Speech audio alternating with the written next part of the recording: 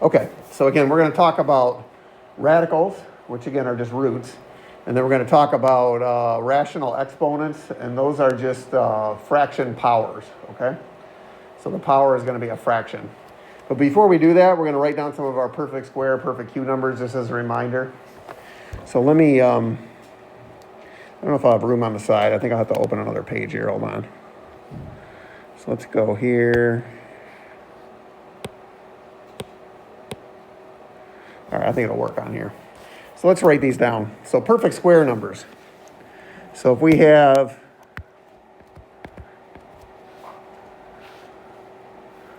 let's see.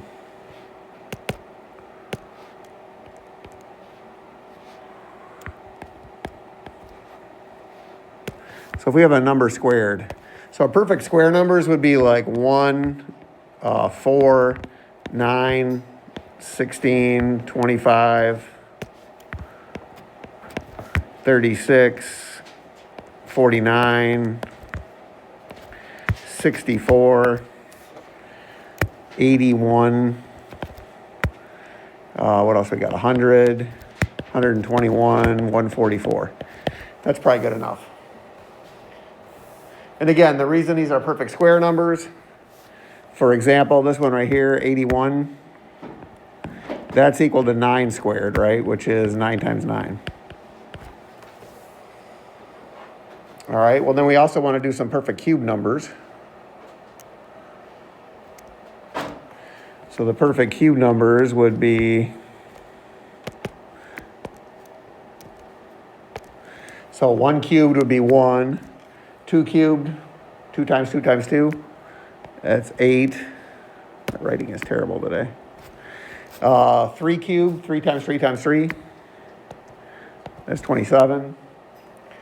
4 cubed, 4 times 4 times 4, that's 64. 5 times 5 times 5, 5 times 5 is 25, times 5 would be 125. 6 times 6 times 6, 6 times 6 is 36, times 6. What's that? Let's see. 6 times 6 is 36, times 216. 216. And then, let's see, then we could do 7. That's probably good. Well, actually, we can do 7 times 7 times 7, I think. 7 times 7 is 49. 49 times 7.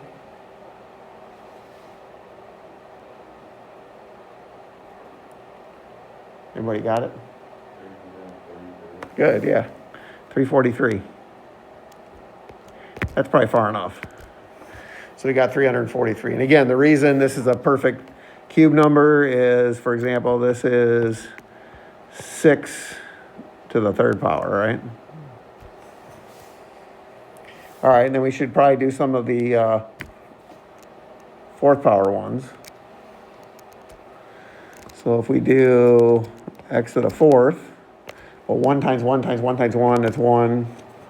2 to the 4th, 2 times 2 times 2 times 2, that's 16.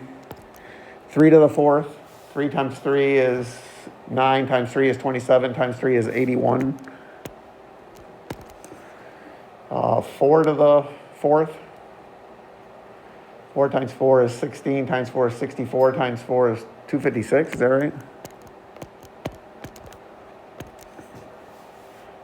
5 to the 4th. What's that one? Got 5. What's that? Yeah, good.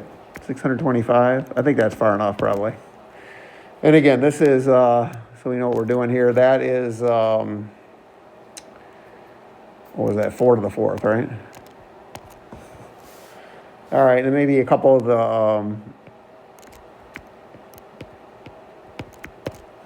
let's see, 1 times 1 times 1 times 1 times 1, that's 1. 2 to the 5th. That's 2 times 2 is 4, times 2 is 8, times 2 is 16, times 2 is 32. These get big pretty fast. 3 to the 5th. I don't know. So you got 3, we're looking for 3 to the 5th, right? 3 times 3, so it'd be this, yeah, that's right. Yeah, it'd be 81 times 3, right? So 243. The next one would be 4 to the 5th. I think we'll just stop there. You guys get the idea. So like this one right here is 2 to the 5th power. All right, those are just numbers that we should be familiar with when we're doing these problems, okay? Especially for, simplifying the roots. But let me go back to my other page again now. You guys good with that? So let's go back to the other page. I gotta flip my pages again here, hold on.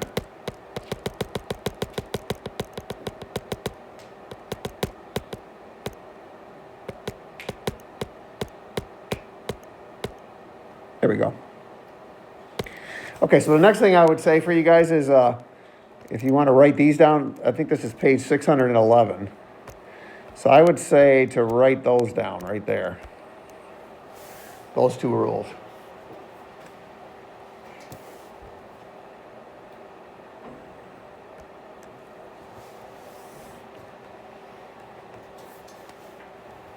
I'll give you a second. And what they say basically is if you have the root of a product, you can make that the product of the roots. So you can split it apart. And same thing if you got a quotient.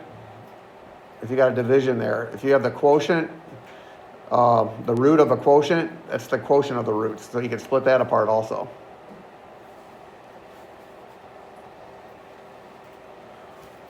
And you should have seen these before, like at least these ones you should have seen before in Algebra 1 and Algebra 2A. Of course, in Algebra 1, you were probably just dealing with square roots. Now we're going to have 4th roots and 5th roots. And if you want to copy them down later or whatever, they're on, excuse me, they're on page 611. Be aware that this idea does not work for addition and subtraction, okay? It works for multiplication and division. So don't write this down, but I just want to write this down for you guys real quick. Like if you guys see this, I see people do this all the time. They'll have like the, I don't know. They'll see the square root of, hold on.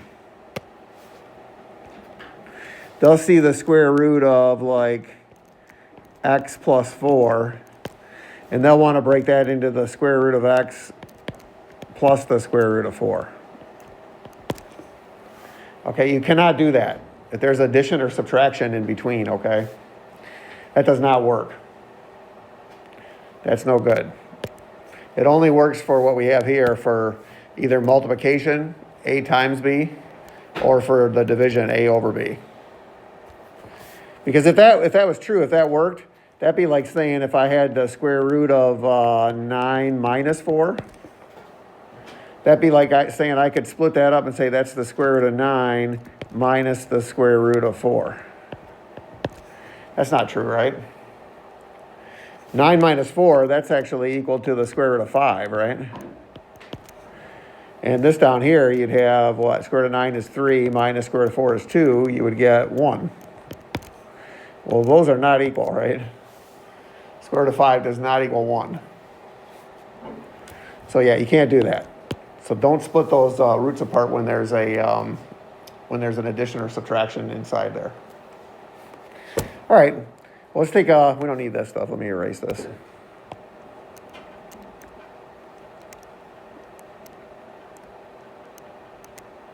Okay, so then let's take a look at a couple examples that use those first 2 rules. So the first one I've got here is the cube root. So the cube root of 27x to the 6th.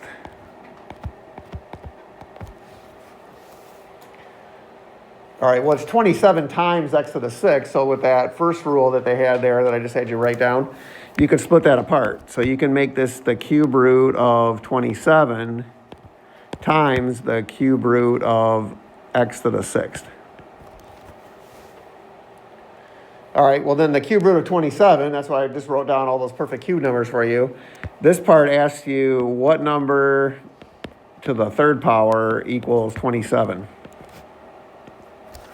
So what would that be? Yeah, it's a 3. Cube root of 27 is 3. So this part gives you a 3. And probably the easiest way for me to tell you to do the part on the right here where you have the variable and you're taking the root. What you do with that is you take the variable and then the power will become the 6th power divided by the index of the root, which is a 3. So this thing right here, that's called the index of the root. And you guys know when you have a square root, it's implied that there's a 2 in there, okay? They just don't write it when it's a 2. So anyways, so you do, again, you take the power right here, the 6th power, and you divide it by the index of the root right here to get the power on the variable. So you're going to get, for that, you're going to get a x to the 2nd power. And then that's your answer for that one. So it's just 3x squared. So that was example 2a. Let's go to look at 2b. So on 2b, I can get over here a little quicker. So there we go. So on 2b, they give us the cube root of a fraction. In this case, it is x cubed over 7. Now, before I do this one, I want to make a little note of, do you guys remember rationalizing a denominator? So back like in your earlier algebra class, if you ended up with something like, I don't know, if you ended up with like 2 over the square root of 3 or something like that, they did not like you to leave a radical on the bottom of the fraction, right? So do you remember what they did is they would multiply this fraction by the square root of 3 over the square root of 3. Like that. And then they would multiply straight across the top, straight across the bottom. So they would get 2 times the square root of 3 all over. Well, in the denominator here, what's the square root of 3 times the square root of 3?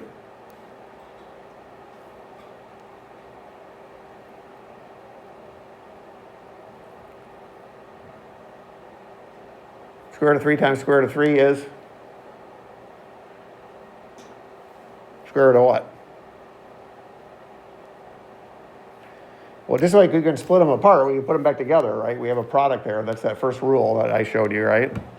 That is actually, I think I flipped the page on you already, but who knows what the square root of 3 times the square root of 3 is?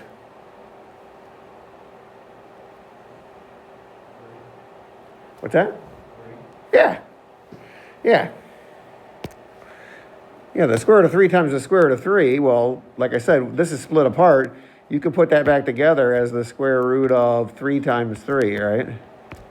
Which is the square root of 9, which is 3, right? So this denominator is just a 3. That's why they call that rationalizing the denominator, because you got rid of that radical in the denominator. That's how they like you to, like if you look up the answers in the back of the book, they're always like that. So take that idea right there. So then you guys tell me, what's the square root of 13 times the square root of 13?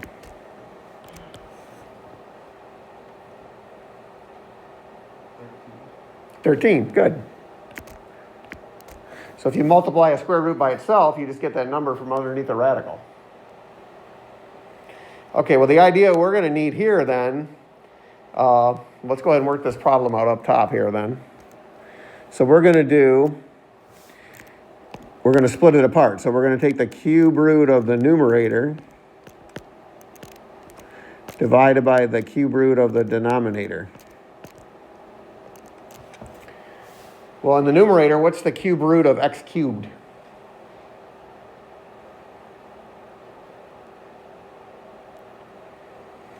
Well, again, you're going to take this power and divide it by this index. So you're going to get x to the what? What is this power divided by this index?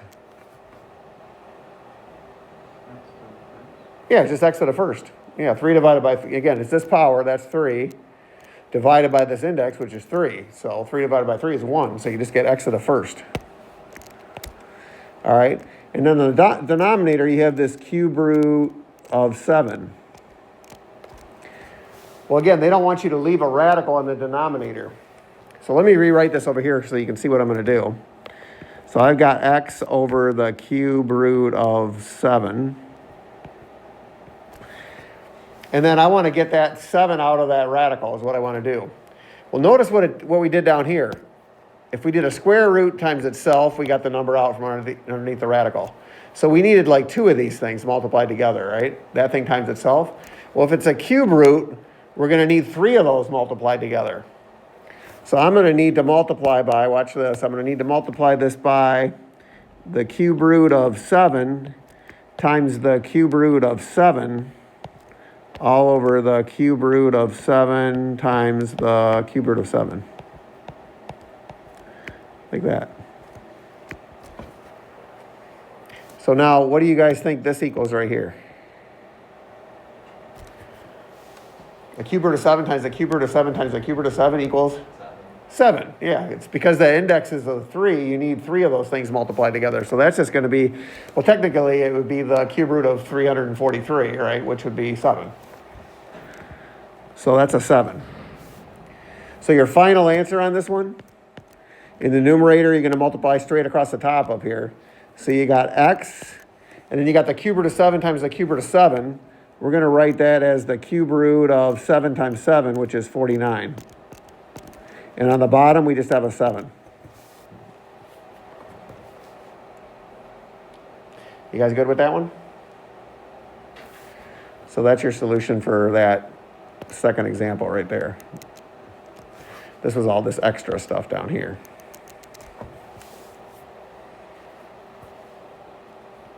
All right, you guys ready to move on? Okay, so we go to the next page, I think. I think that was it for that page. Well, actually, no, I think we got some more rules here at the bottom here we got to look at.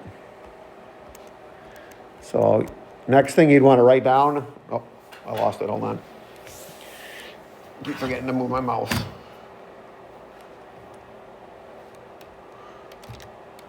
Oops.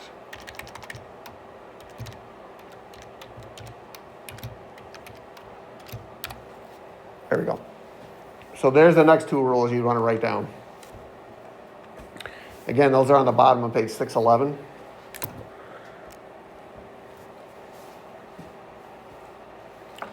And we'll basically look at that bottom rule. That the bottom one, the second one, will take care of the first one also.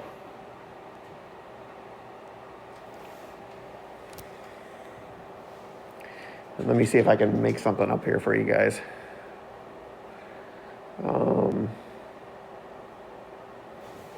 What should we do?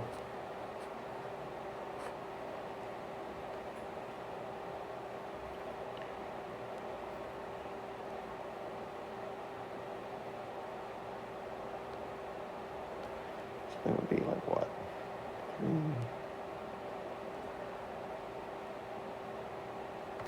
All right, so let's make one up. So what you're going to do here is, let's say you got a problem that looks like, what should I do? How about if I do 81 to the 3/4 power?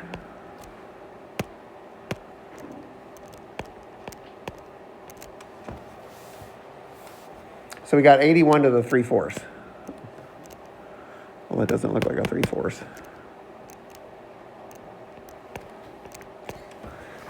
Okay, so according to this rule, the one I really like to use is I like to use the one in the middle right here, this thing, right there. And the important part you want to notice there is that the denominator of the fraction power is the same as the index of the root.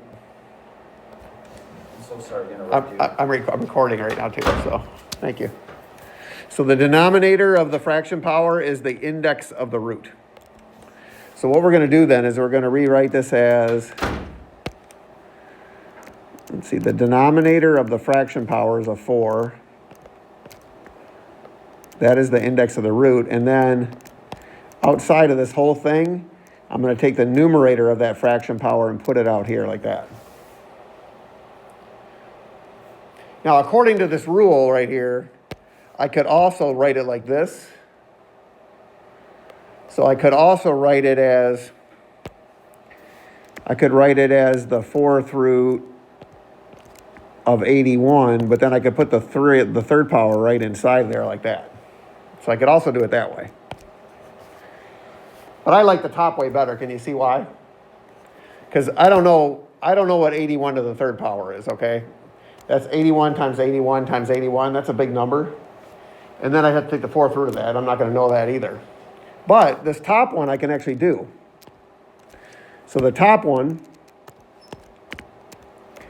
if you look at that one, off that list I gave you guys, what was the fourth root of 81? That was a 3, right? 3 times 3 times 3 times 3 was 81. So that's a 3. So inside the parentheses there, you just have a 3 now. And then you still got the third power out here. And so you just get 3 to the third power, which is what? That's just 3 times 3 times 3.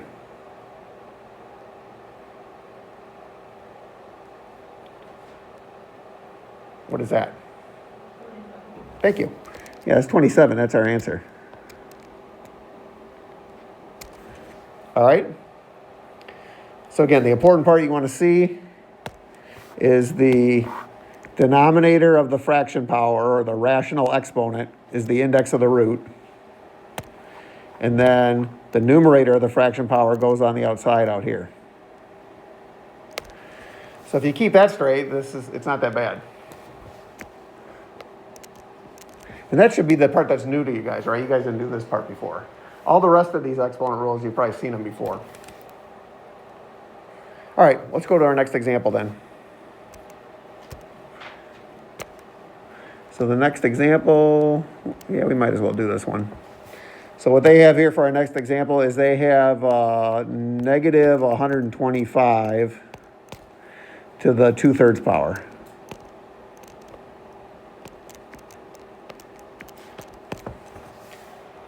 So again, we're going to just make the denominator of that fraction power, we're going to make that the index of our root. So this is going to be the cube root of negative 125, that whole thing squared. So inside the parentheses, you guys, what number times itself 3 times equals negative 125?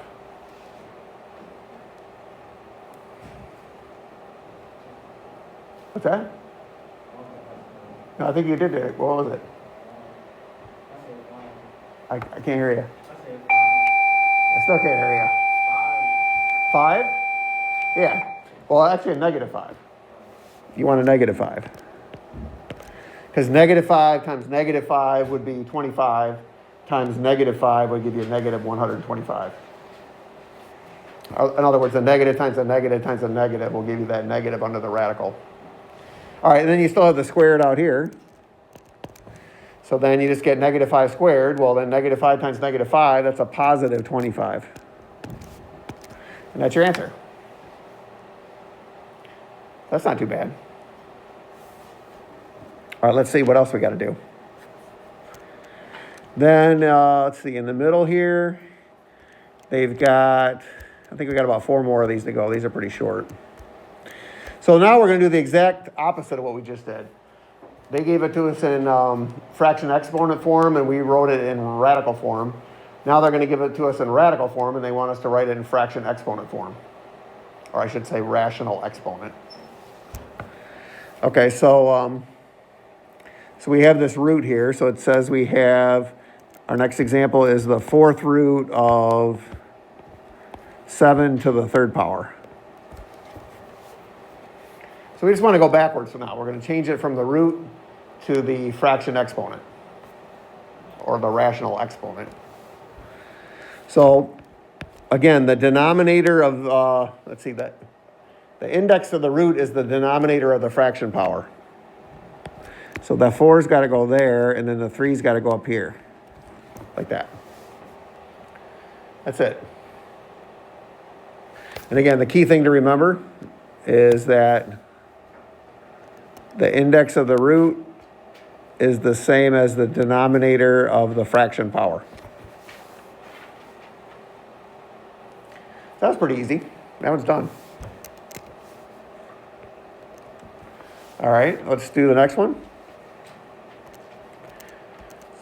So this is number, I don't know, what are we on? We're on 4B on page 612. So this one, we've got the cube root of 11 to the 6th power. So again, we're rewriting it from radical form into rational exponent form. So it's going to be 11. Again, the index of the root is the denominator of that fraction power.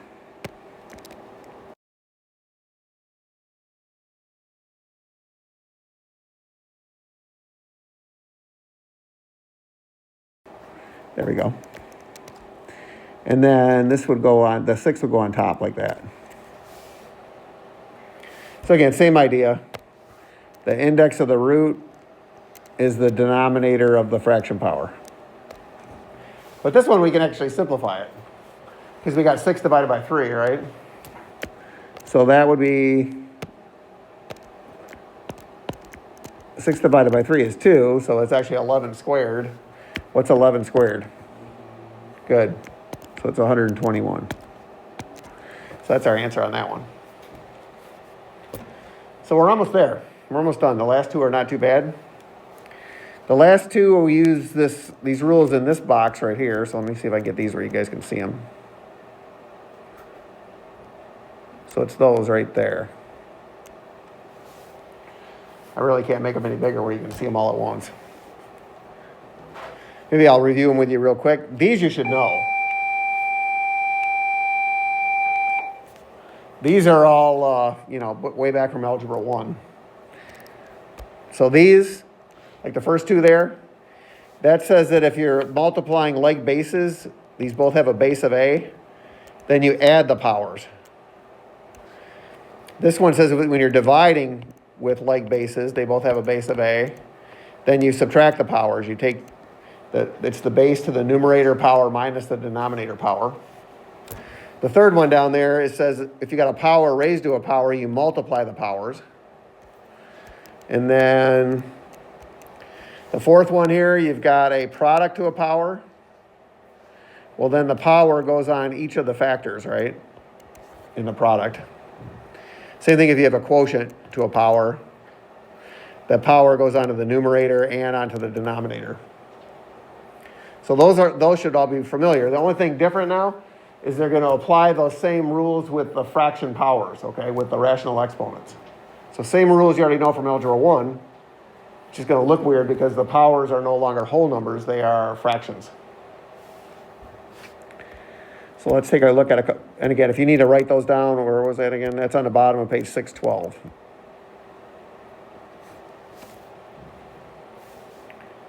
All right. I'll pause here for a second because I remember that I'm posting this for the kids at home too, so I'll give them a minute. So again, all those rules are on the bottom of page 612. Well, let's try these last couple problems and then we'll wrap it up. So I think that was it for that page. All right, so, one more thing I want to point out. Let me go back a page for 1 second.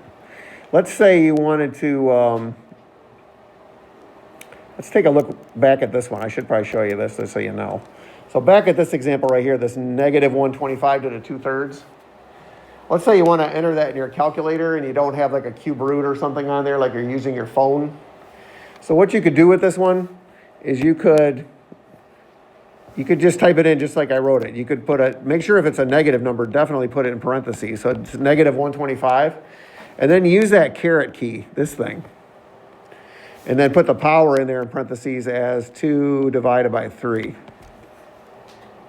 So if you guys type that in your calculator exactly like I wrote it here, or on your phone, you should get the correct answer. It should come out to be 25. Now, if you're doing I think for the next week or so, all next week, your delta math things when you're remote, those are all like these exponent rule problems, that's all. So make sure you know where this caret key is on your computer or your PC or your tablet or whatever you're using. So if you look, if you're on the numeric part of the keyboard above the letters, it's above the 6. So if you hit Shift and 6, you can use this thing right here. Now on Delta Math, it won't show you that, but when you hit that button, then it'll actually raise that up there as the power, and it'll come out looking like this. All right. That should have been plenty of time to copy down that other stuff, so let's go to the last two examples. So the last two examples, so we've got 25 to the 3/5 times 25 to the 2/5. So that's going to give us 25 to the, well, what do we do with the powers? Yeah, you add them. We have like bases, right? So that's really the same thing as like when you guys were doing like x squared times x to the 4th. That would be like x to the 2 plus 4 power, right? Same idea. So you're going to add the powers. So you're going to have to do 3/5. So 3/5. My writing's terrible today. Try this again. 3/5 plus 2/5. So it's 25 to the, well, how many fifths do we got then? You got 3/5 plus 2/5. That's how many fifths? Yeah, it's 5/5. Now they were nice to you on this example because you already had a common denominator here, right? But in the homework, they might not necessarily have that. You might have to find a common denominator. You can't add or subtract the fractions until you have a common denominator. But anyway, so this one ends up being just 25 to the first power, which is just 25.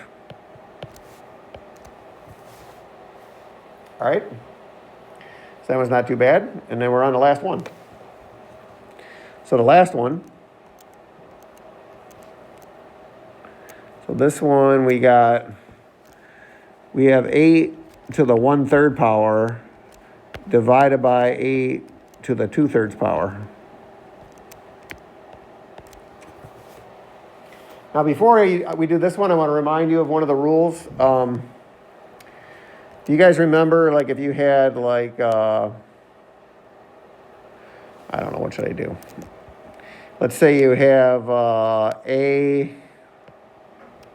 to the -3 power or something like that. Does everybody remember what you do with that? If you have a negative power, what do you do?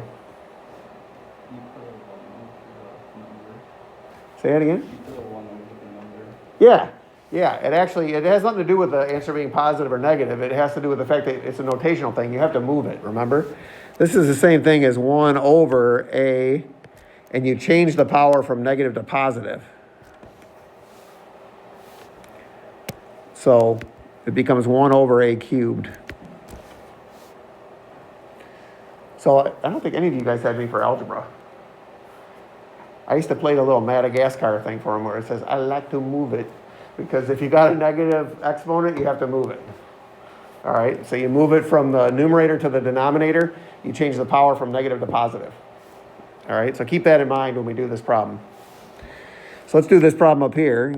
So it's going to be 8 to the what power? What do we do with those exponents? Yeah, when we're dividing, that's one of the rules we just looked at. So if you're dividing with like bases, you have the base, and then you subtract the power, so it's the numerator power minus the denominator power. So that's going to be a 1/3 minus 2/3. And again, they were nice to you guys, and they gave you one with a common denominator. They might not always do that. You'll have to find one, because you won't be able to add or subtract the fractions unless you have a common denominator. But anyways, so in this one we got 8 to the, well, what's 1/3 take away 2/3? How many thirds do I have? Thank you. Let me flip this thing, hold on. It's Dylan, right? Thank you, Dylan. It's a -1 up there. So right now we've got 8 to the -1/3 power, so what do I have to do now? Can't give me any answers with negative exponents. Yeah, you got to move it. So this is going to become 1/8, and we change the power from negative to positive. So now we've got 1/8 to the 1/3 power. So we just move the base down to the denominator, and we change the power from negative to positive. But now we're going to want to rewrite this in, like I don't like to evaluate those like that. I mean, you might be able to when you get used to them. But generally, I like to rewrite them in radical form now. So I'm going to rewrite this thing in radical form. So this is going to be 1/, again, the denominator of the fraction power is the index of the root. So it's the cube root of 8, and then I like to put that power, I like to put the numerator of that fraction power, I like to put it out there. So then I have, let me get a little line here. So then I've got 1/, what's the cube root of 8?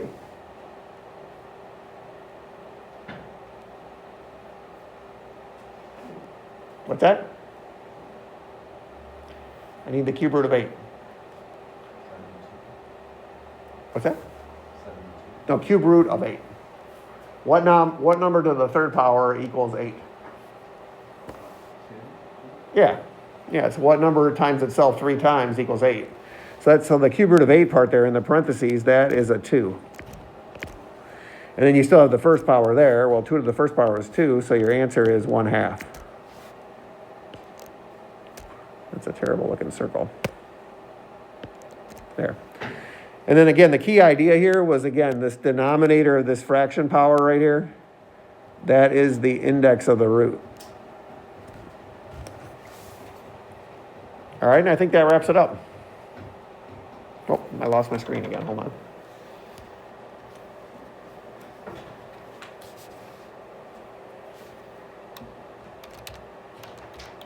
I thought I was done, but